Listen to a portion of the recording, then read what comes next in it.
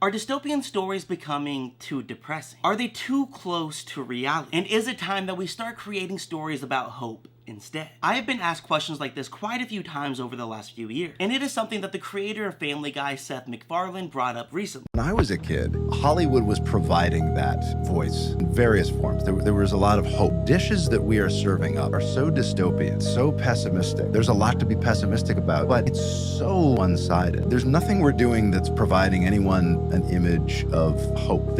And as an author of dystopian literature, including my upcoming debut novel, In the Algorithm We Trust, I thought that I would share my thoughts, though it is likely obvious where my opinion lies. So instead, let me start by saying I understand why people say this. The world itself is becoming more and more dystopian every day, and reading is often used by people to escape the world. So reading dystopian worlds while living inside a dystopian world, I can understand why that might be less desirable. And I can understand why people would want to read more hopeful stories in a time like this where it often feels so hopeless. However, I believe that in times like this, dystopian stories are even more important. Because are things dystopian right now?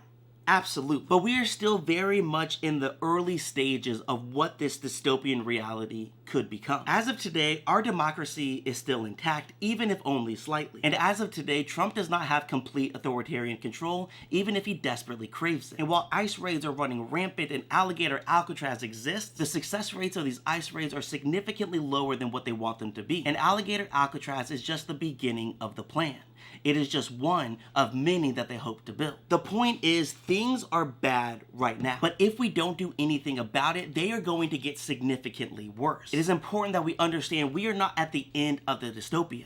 We are only at the beginning, meaning that there are still things worth fighting for, still things that we can prevent. And that's where I believe dystopian stories step in. It is the purpose of dystopian literature to point out the flaws of today, but it is also the point of dystopian stories to point out how much worse it can be. And these stories often show how we got from today to the even more dystopian tomorrow. In addition, these stories often serve as markers when governments or businesses or technology begins to overstep. Whenever there is talk about surveillance or rewriting history, we think of Big Brother.